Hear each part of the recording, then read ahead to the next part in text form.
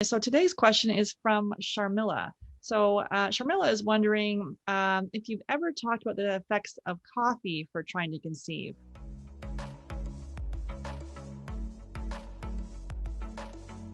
Hey there, welcome to Ask the Fertility Experts, a daily Q&A show where we'll be answering your fertility questions. I'm Sarah Clark, founder of Fab Fertile. We specialize in low AMH, high FSH, diminished ovarian reserve, and premature ovarian insufficiency or failure. I will be joined by Dr. Tabatha Barber. She is triple board certified in obstetrics, gynecology, menopause, and functional medicine. If you have a question, simply go to Fab Fertile Inc. on Instagram, leave me a DM and drop your question there, and we will answer your question on an upcoming show. That's Fab Fertile Inc. on Instagram. So today's question is from Sharmilla. So Sharmilla is wondering if you've ever talked about the effects of coffee for trying to conceive. Please share some knowledge on this for us. Dr. Tabatha, what's your take on that one? I wish it was beneficial because I know that's what people want to hear, right? So there's been surprisingly quite a few studies on this. There was one study that came out that said too much caffeine definitely decreases your fertility. And so they kind of picked that study apart and they realized that they weren't separating between like Coke, Diet Coke, coffee, that kind of stuff. And that's a huge difference. Diet Coke, we now know is cancer causing. I mean, that just throws the study out right there.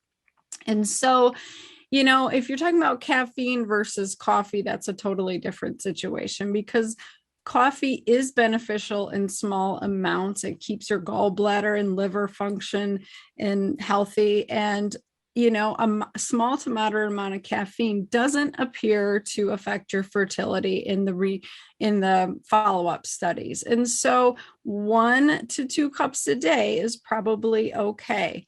Keeping in mind that if you have a cortisol dysfunction, you might be multiplying that issue and that can cause infertility. So it's not always a straightforward answer. So I really do want you to look at your individual situation and see, how does my cortisol pattern look? Am I in this constant state of fight or flight stress all day? Am I up here? Because caffeine's going to enhance that bad situation and contribute to infertility. So if your cortisol's in check, everything else is in check, a cup of coffee a day is not going to hurt you. Don't drink Diet Coke. I don't care if you're trying to get pregnant or not. Just as a human, don't drink anything diet, sugar-free, zero, all that crap. It's all just toxic chemicals. So that's the difference. Yeah, it's interesting with the caffeine because I know like there's SNPs and things like that. So genetic propensity for some of us that have a SNP that we just can't assimilate caffeine. And so for me, like when I have caffeine, and maybe it was like a Starbucks thing where I had a little Starbucks thing going on for a while, and I'd have that, and I'm like, why am I the crankiest pain in the butt after I have this coffee? And so like it might have been. There was a little bit of sugar in there, but like to me with the caffeine, it just made me so planny. Like I was going to plan, travel the world. I was going to do all these different things. And then I would crash down and later I'd be like, arguing or just being, I could feel myself just being not a nice person. So, that's how it impacts me. And so now I will have it. Like I will have a 4-sigmatic coffee. And there's a mushroom. I do the reishi blend. They have like a think or a defend. When I do have the think one, I do find myself like talk about focused. I can focus for a couple hours really without interruption. But I don't feel any kind of side effects or mood or anything. So it's interesting with the cortisol piece in there too. Like at that point, was my cortisol off? Probably.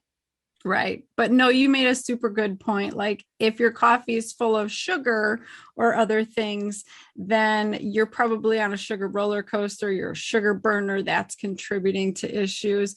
And that's contributing to insulin resistance, which can cause infertility. So you really do have to look at the full picture.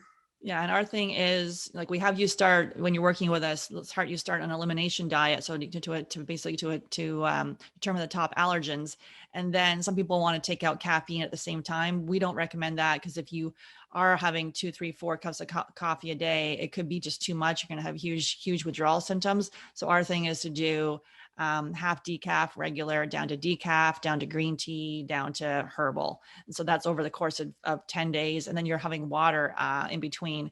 It's a similar thing for pop, where you're not just saying, I'm going to have, like you normally have, soda or pop. You normally have 5 a day. And then we're going down to none. You got to make sure you replace with water because you could just be the crankiest little person ever.